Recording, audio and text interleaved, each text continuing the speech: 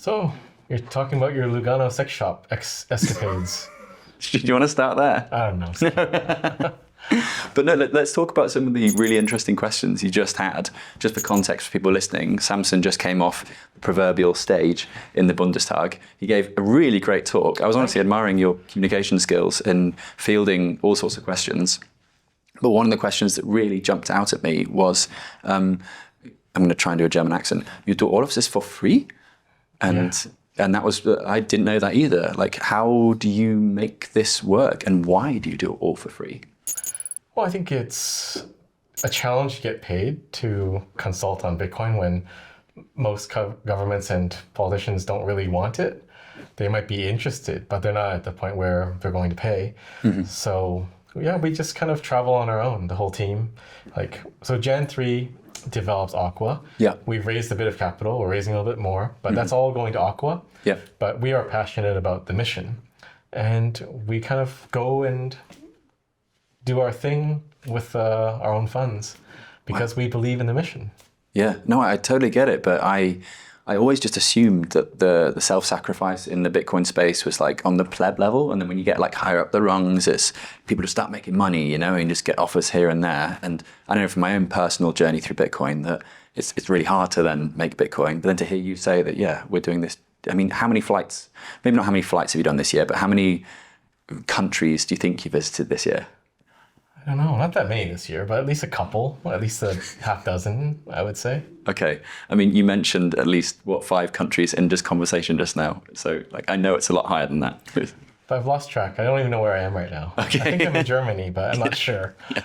That'll be the jet lag talking as well, right? Yeah. Yeah, okay. No, I'm just amazed, and yeah, I'm in admiration as well. It's really cool that people, that are doing this kind of thing, that they give up their time, they give up their finances as well, and to an extent, they give up their health. How do you balance all this travel, all this meeting with legislators, parliaments, and new countries? You just kind of do it, power through, kind of like what you're doing right now. You just go. Yeah. And then you sleep when it's all done. Okay. And the speaking to these parliaments or countries around the world, is there a trend or a thread that you're seeing unravel? Like, for example, are nation states genuinely warming up to the idea of Bitcoin, or are you hitting walls? Well, it has a lot to do with price too. So when we had the crash, when was it? A year ago? 2022? What, the big one? Yeah, the big one. Oh, yeah, it was the end of...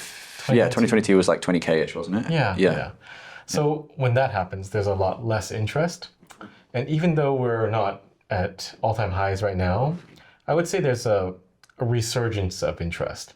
Mm-hmm. And that helps definitely. But when people don't really understand Bitcoin, price is sort of the indicator they're going off of. Like, is it going up?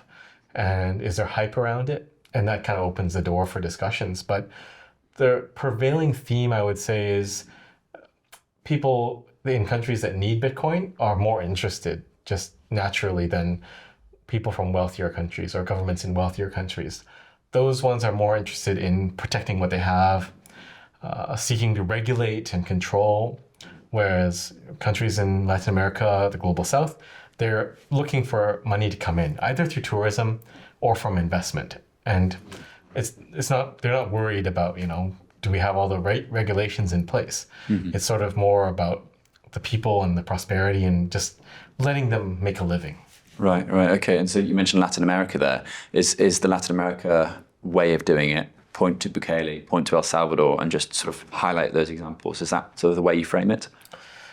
Definitely, I would say that. But then recently I'm pointing a lot more to Argentina and the deregulation of money. Okay. Because I think that is a viable path too. Simply because it is hard to get a legal tender framework in place. That requires a lot of conviction and a deep understanding of Bitcoin, and maybe also not having anything to lose. Whereas other countries, they may not have all those things, but they also don't have a majority in the parliament or the Senate that would allow them to pass these types of laws easily. Interesting. So I think it's easier to push for deregulation of money or removal of capital gains that allows Bitcoin to be used as money, like in Switzerland and Lugano. Yeah. So it's an easier fight, I think. Or even approaching countries that don't have a central bank, that don't have their own currency, those are also low-hanging fruits that we can pursue. Okay, so they are, I mean, El Salvador was the first example, of course, and I guess it's like Panama. There must be some African nations that are, I mean, they might have an official currency, but day to day they're probably using the dollar, right? What are these countries? Probably a few. I think Panama is one. I think Panama is the most likely candidate because we have some inroads there, and they have been passing a crypto Bitcoin law back and forth that never got passed through. But there is definitely a good chance that Panama could be a Bitcoin country. Other countries, Africa, we're not as interested in simply because it seems to be less geopolitically stable. Even Latin America is not that stable, right? Like Ecuador had some tumultuous upheaval with the government being ousted, and it's to be determined. But generally, Latin America is more stable than the rest, so that's sort of our focus right now. Interesting, and of course, Panama has a sort of strong crypto or Bitcoin history, right? I think Charlie Shrem was there in 2011, 2012 doing stuff, and there was, I think Roger Ver was there for a period as well. Maybe, I don't know. Yeah. I need to swat up on my Bitcoin history. Okay, so I guess you're traveling a lot to Latin America then, right? Yeah. Yeah, and that explains why. Recently, some trips to Asia too. Okay. Oh, do go on. What can you reveal about? I mean, you mentioned a country to me when we were offline. Can I say that? That's not. Okay. That's secret still. Yeah. But Joanna kind of outed it. Yeah. Okay. Yeah. Oh, yeah. She outed it during the talk. Yeah. Which was recorded. Yes. So we can say it. Yeah, but I don't want to comment on it. You can say it. Okay, so I heard the word Thailand being thrown around the German parliament earlier, and I imagine you're doing some work there. What is the need that Thailand has when it comes to Bitcoin? I think it could be a big booster for their economy, boosting tourism. So tourism doesn't seem to be a big thing for a lot of countries, but certain countries like Thailand, definitely tourism is a major economic driver, just like in El Salvador. And anytime you have a large population of nomads and expats, I think opening up that channel to take Bitcoin is definitely making it much easier for capital to enter the country. So it makes sense, I think. Yeah. I mean, I know that's an argument I've heard a lot being made in Portugal, which is, again, another country that has strong or an important amount of tourism within the total GDP and nomads, living there. Madeira. Yeah, Madeira, yeah, of course, which is the real economic driver. Okay, and then the other thing I wanted to mention was that you mentioned that, of course, El Salvador was a unique case in that they also put forward this legal tender law. Yeah. And I think there was, to an extent, an expectation that a lot of people would then start spending their Bitcoin, using it as money. But when it transpired, yes, there are some. I think there was a stat in the media today that 7% of Salvadorans are using Bitcoin as money. I was like, that is amazing that, 0% 3 years ago, 7% today. However, I think a lot of people expected higher numbers. So I guess I'm framing this to say, how important is a legal tender law? Do you actually aim for that? How do you see it? I think the legal tender law is the most difficult. So we don't really focus too much on that. We talk about it, but I think we're more focused on trying to get them to do a Bitcoin bond, or maybe do something like a Bitcoin strategic reserve, where they just buy Bitcoin and accumulate it. Okay. I think it's much easier a lift than going to full legal tender. Right. Because there's also the IMF that's breathing down a lot of these countries' necks, and they don't really like Bitcoin, it seems. But that might change. But for now, it's still a point of contention, and it does weigh heavily on a lot of the presidents and prime ministers. Yeah. I mean, we saw that with El Salvador and their sort of back and forth with the IMF and Bukele. I mean, he's just kind of being a badass, isn't he, really? Yeah. But then, you recently visited Suriname, and there the IMF visited, a few weeks World later? Bank. Sorry, the World Bank. Got to get it right. Yeah. The World Bank visited. Do you know what was discussed? Like, what transpired there? I'm not sure, but we were engaged with them for some time to talk about allocating 1% of their reserves into Bitcoin.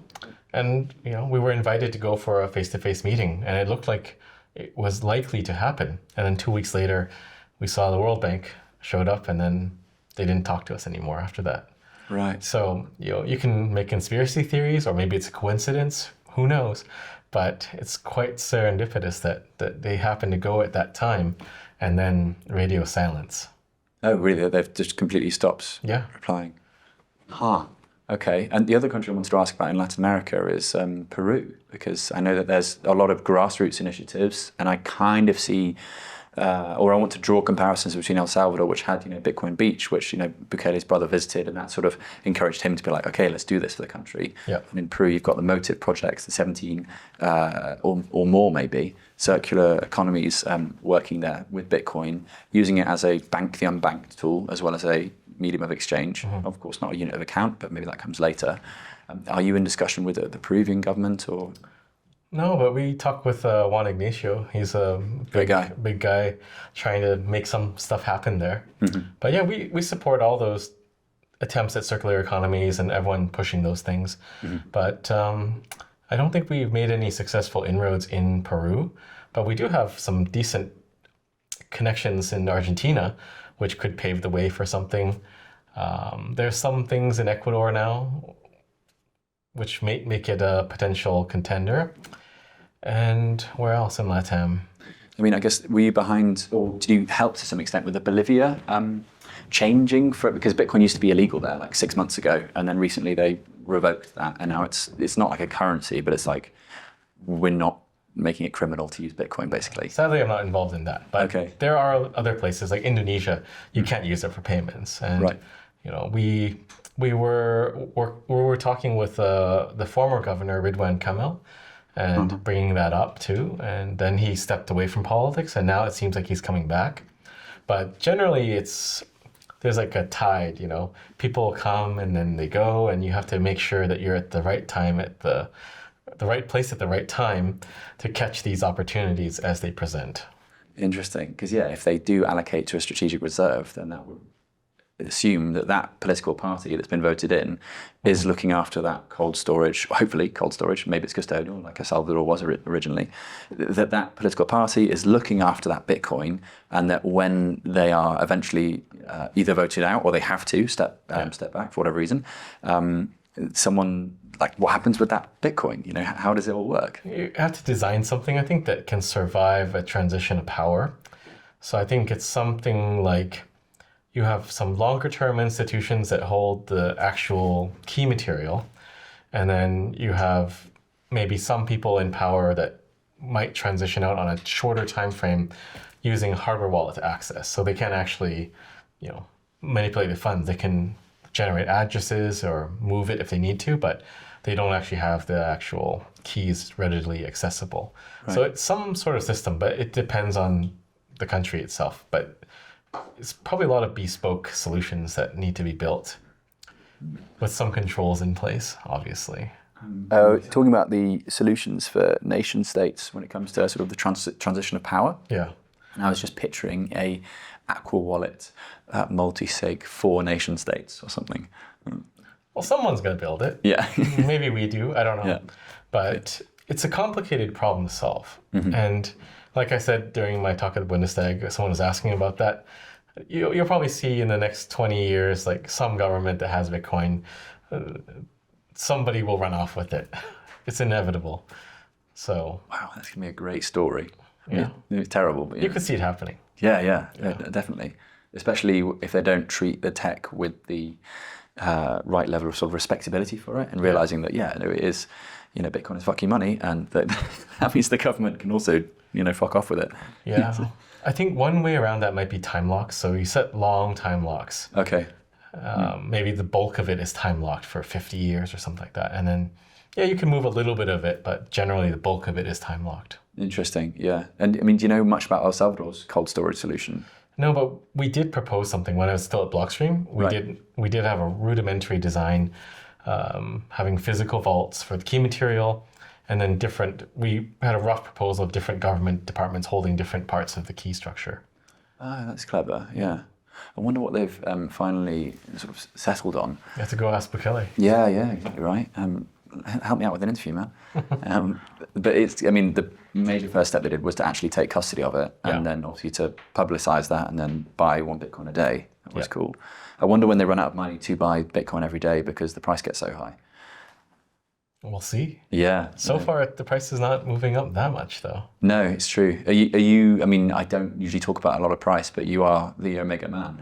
So what are you thinking about the price currently? Is it, you mentioned it's a little bit lower than maybe expected or assumed at this stage of the year? I think we should already be over 100K. It's probably still some price suppression going on, but realistically, it should be over 100K, I think. And once we cross that barrier, it'll go up very quickly. At least I think so.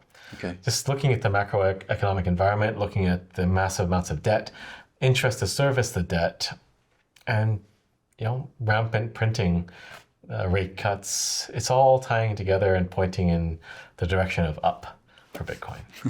Interesting. Okay, let's talk about some of the main pain points and challenges you receive on this global state before we eventually start focusing on Germany.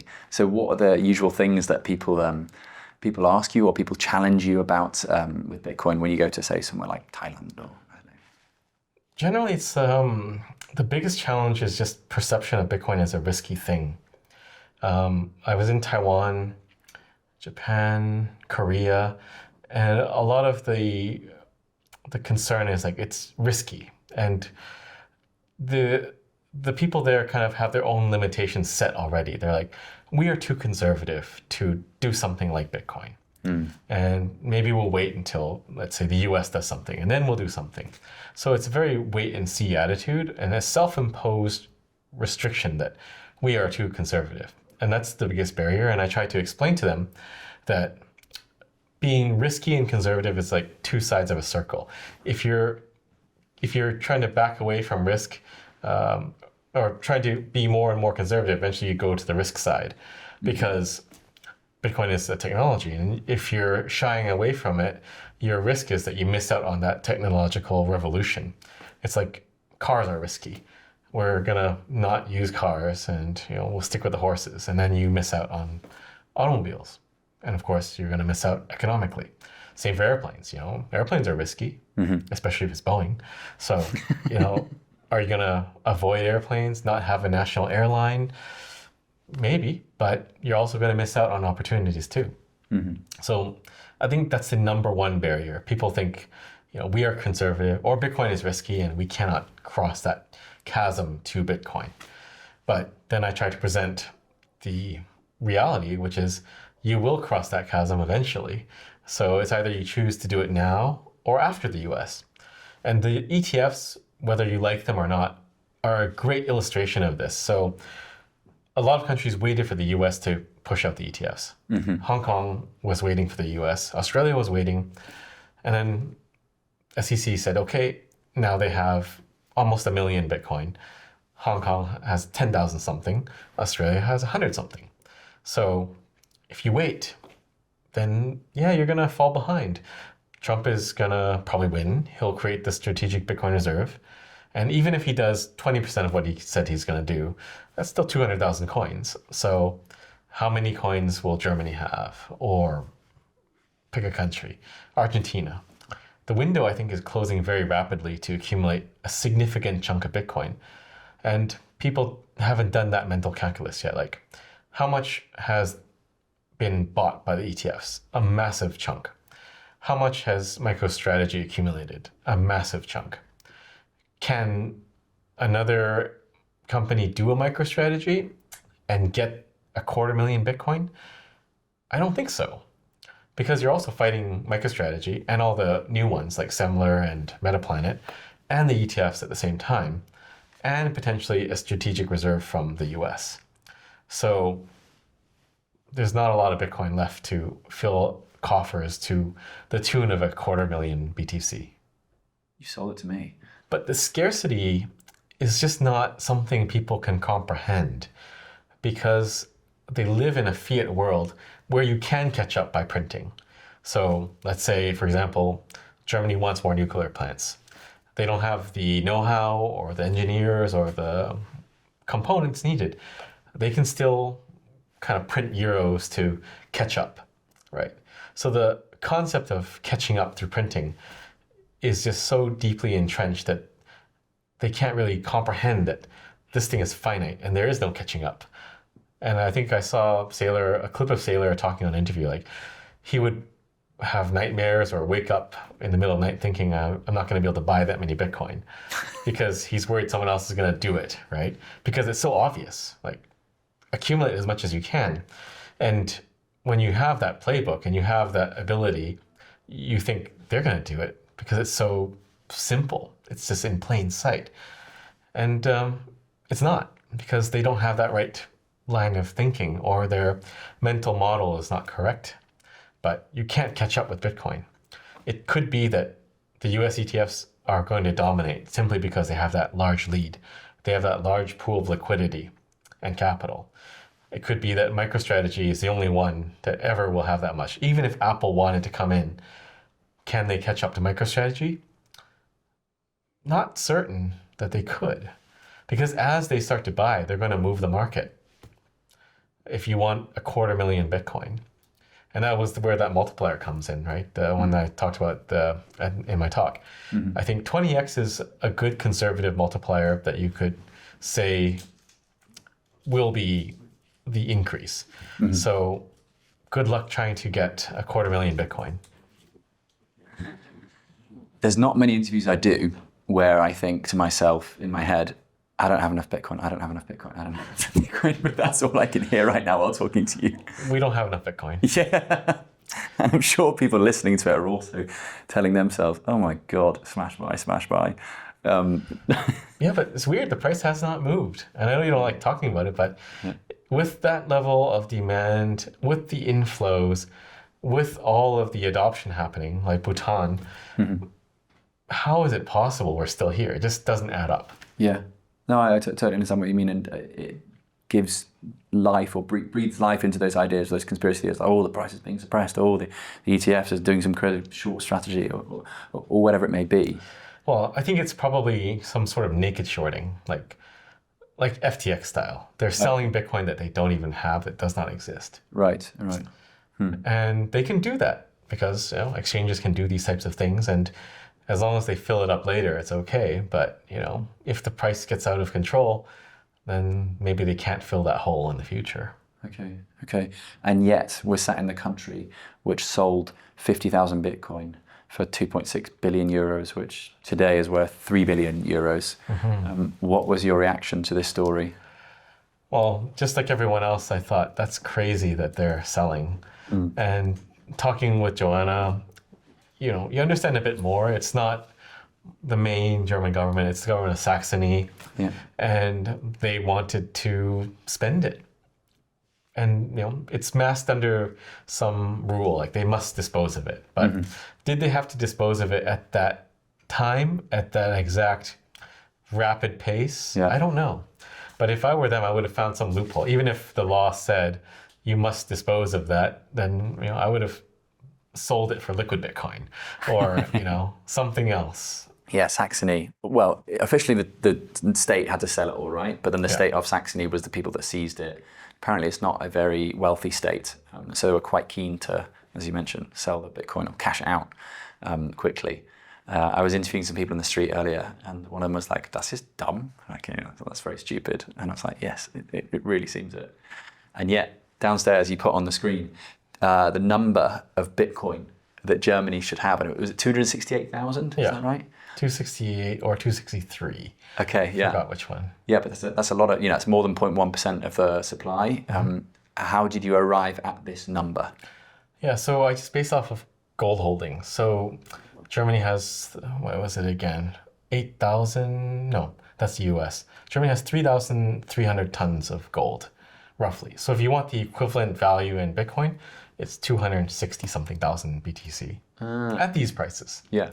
So I think it's a good target for them to buy back. I think they should try to buy back, because if you look at the landscape of Bitcoin holdings, it's all in the US almost, right? Yeah. US ETFs, MicroStrategy, a bunch of other US companies, and their own holdings themselves. So it's not very distributed. And I think it'd probably be good for Europe to have a significant chunk of Bitcoin.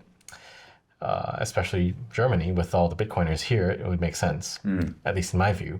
Yeah. But yeah, I like to compare target gold holdings, compare gold holdings to targeted Bitcoin holdings, because then they don't need to really discuss it. If you can equivocate Bitcoin with gold, then you should answer your own question. Why have that much Bitcoin? Why have that much gold? No, I totally see that. And I guess then for the US amount, is that how RFK Jr. arrived at the amount that he said that the US should hold? Was it 4 million, he said? I think he just pulled the number out, but that's a lot of Bitcoin. Yeah, it's so much. He probably wants it, but I don't think you can get that, right? You can't get 4 million. Well, unless you know Satoshi or something. Even then, like, that's only another million coins, right? You still need to get another almost 3 million. Yeah. Yeah. And I think like 4 or 5 million coins are lost. Mm-hmm. Yeah. It's an absurd number to, I think, arrive at in 2024. Maybe 10 years ago, it could have been potentially possible. But Trump, via Senator Cynthia Lummis, has a target of 1 million, which I think is also unattainable. Right. Yeah. What would you recommend for the US then, based on that statistic that you give for Germany? 8,000 tons of golds. I don't know. Maybe triple, maybe 1 million-ish. It would make sense. Do you know most of the biggest nations' gold holdings, just off the top of your head? Yeah, US is number 1. Yeah. Germany, I think, is number 2. Oh, right. Okay, cool. Yeah. I mean, the UK used to have gold. I was about to say, the UK has some... UK still has gold. Really? Okay. Canada has 0. 0 gold? We sold it all. Wow, okay. Gosh, and yet there's a concentration of Bitcoiners in Canada. Quite a lot of them are OG. Yeah, well, a lot of them left too. Yeah. They're in Mexico and Costa Rica now. Yeah, ouch, okay. God, and yet Germans, as you mentioned, there's a high density of German Bitcoiners here doing really cool grassroots stuff. Yeah. Surely it has the right ingredients. Yeah, it just has to be realized that they need Bitcoin. So let's see what happens. Like Joanna was saying, a lot of MPs don't come to the Bitcoin and Bundestag talks because they don't want to be associated with Bitcoin or seen in this seedy environment with us. Mm-hmm. So maybe they'll watch the talks online and maybe there will be some discussions. But one of the points I was trying to make is there's no need to dislike Bitcoin, just like there's no need to dislike gold or treasuries from the US. It's just money. Yeah, you mentioned at the start of your speech, disliking Bitcoin is like disliking seashells or something. Yeah. I mean, maybe some people have phobias of seashells. But that's probably a thing. There's no need to hate Bitcoin. Okay, yeah. There were a few members of Parliament at the talk today. Yes. Trying to point them out. Obviously, I can't name them because you mentioned, there is a lot of, if you're seen at this certain thing, then you could get, I don't know if they're cancelled, but you'll certainly make a news story from it. And I think that's why a lot of these politicians send their aides or assistants to then go learn about it and maybe do some orange pilling behind the scenes. Yeah, but it's quite complex. And there's even like factions in the German Bitcoin community. They sort of don't like each other, kind of. And some of them don't like the Bitcoin and Bundestag initiative. But I think if everyone just rallied together, something could happen here because there's such a massive concentration.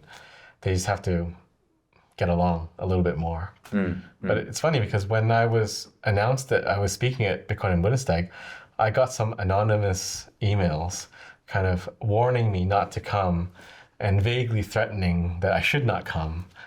So there's something interesting going on here. Did they say why? Like, you should not go to that because X, or was it just don't go to that, bro? I think one of them was against Joanna and implying that I should not associate with her and her party, even though she left the party. And then some were just vague, like, you shouldn't be a part of this thing. Okay, and I guess that's presumably because they see it associated with like the right wing or... I don't know. Okay. I want to know who these people are and I kind of want to talk to them as well. You'd hope that, Bitcoin is something that it does unite parties. If you're super left-leaning or super right-leaning, there are still things that really appeal to you within the Bitcoin mission. Yeah. Well, I guess some people don't believe governments should have Bitcoin, right? Mm-hmm. That was one of those questions that we had tonight. Yeah. Why are you helping governments get Bitcoin? Yeah. No, it was a really great question. Yeah. I mean, can I refield it to you? Yeah. Why? I mean, he framed it more from like a viewpoint of like rich and poor, and he basically said, why are you helping governments, i.e. the rich, get Bitcoin when they're already, creating their own money out of thin air and they're already, relatively speaking, rich? Well, they don't, right? So that was another question that we had, like, why aren't the BRICS countries using Bitcoin? I think some of the people in the BRICS countries definitely are using Bitcoin, but they don't necessarily want the ordinary people, the plebs, to have Bitcoin. That's why they're making a currency, right? But I think if you refuse to engage, then worse outcomes will come to pass. Okay. Like altcoins heavily will lobby and do lobby. We know that when El Salvador made their Bitcoin announcement, every single shitcoiner descended on the country like a vulture, trying to see if they could slot their project in somehow. So there is definitely a risk of not engaging. But I think there is nothing bad that can come off of a country adopting Bitcoin, because it just means like the people there will get access to it, either through knowledge of it or maybe some education program, or maybe some direct dividend, like in El Salvador, where they gave people Bitcoin. Okay.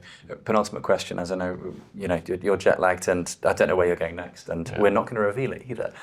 You're tired too. Yes, and knackered. What regulatory challenges? I mean, I'm asking this in light of Italy's decision to raise capital gains on Bitcoin to like 40-something%, which is, it's not a way of banning it, but it's a way of saying, we don't want you to use this, we don't want you to hold it. Or they just need money. Right, yeah, that too. What do you see as other levers that governments might pull or might be tempted to pull to try to stymie, Bitcoin adoption? All of them. I think you, as a Bitcoiner, you should always expect Executive Order 6102. You should live your life expecting it's coming, because Bitcoin, if it becomes as valuable as we think it will be, it'll be coveted by governments, right? So another question that came up tonight is like, why bother doing this? Well, it's because if Bitcoin is valuable, if it succeeds in its mission, they're going to want it anyway. So better that we engage and we have better informed policy or deregulation of money than, I don't know, they ban self-custody and they try to go after people and make it a hellscape, right, in terms of regulation. But the governments are going to want Bitcoin eventually. So it's just a question of how they get Bitcoin. Are they going to start seizing it from people? Or did we get them to set up a mining operation like Bhutan or El Salvador, and they're mining it themselves because the state has energy. Most energy companies are state-owned. So that's why I talked about energy as well and nuclear, because if we can get the state to produce Bitcoin through mining, because they have energy, and hopefully they have energy, which is also seemingly an issue these days, then maybe they'll be less likely to 6102 you. Right. But, every government needs money. And I look at it as a machine. It's a machine that demands capital, money, everything. Anything valuable, they will want it. So we should expect that they will want it. Can you tell me that little story that you said about the guy with the bottle caps?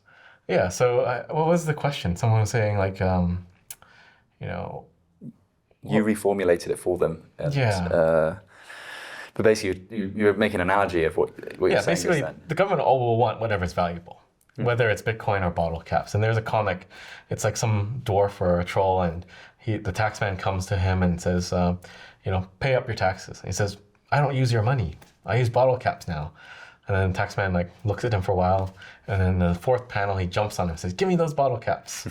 So anything that is valuable, the state will want it. So let's get the state self-sufficient through mining, because I think that is the transformation that I'm trying to get into a lot of the psyches of these heads of states, that the game is different now. If you have energy, you have money because you can mine Bitcoin. So let's get them mining Bitcoin, and then they don't even need to tax people. And there is precedent for not taxing people. If you look at the UAE, you don't pay taxes as an Emirati. You get money because they have oil. And now you can have Bitcoin. So isn't that better? And plus, there's no point to tax anyways. You can print money right now anyways too. The taxation is just a mask to validate the money printing. Like, yeah, you're taxed because we're spending money. And that is like a direct correlation. At least they're trying to present it that way. But actually, no, they can just print and they don't need a tax. But the taxation kind of makes it, it's kind of weird. It makes it okay because it's like, I'm taxed, therefore the spending is somehow possible. But actually, there is no connection at all. Okay. I mean, I was going to ask you, like, what unique insights do you have into, like, the government psyche and stuff as my last question, but instead of flip it, is there anything that we haven't covered that you really wanted to discuss today or really wanted to bring up? I'm knackered. in which case, the last one. When is this next, like, big phase of Bitcoin adoption coming? I don't necessarily mean like price, but just like these cycles. I mean, I've seen it over the past 7 years now. You've been in the space for going on 10 or 11 years? Yeah, 10, something. 10. So yeah, you know when there's that sort of rumble and it's just like boom, new cycle starts.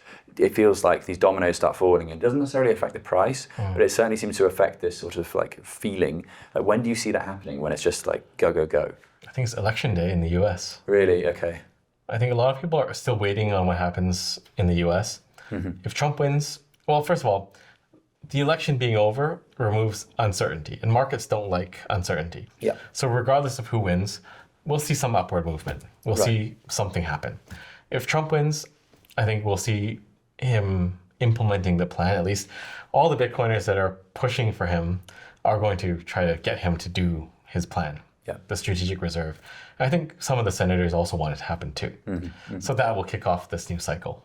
Okay, awesome. Yeah, in which case I better publish this interview well before the election day. Well, buy a bit more Bitcoin, then publish it. Okay, good point. Okay, Samson, thank you so much, mate. Thank you, Joe. Pleasure to spend your precious time with me, so thank you. Please check out Coin Corner, one of the best places to use Bitcoin in the UK.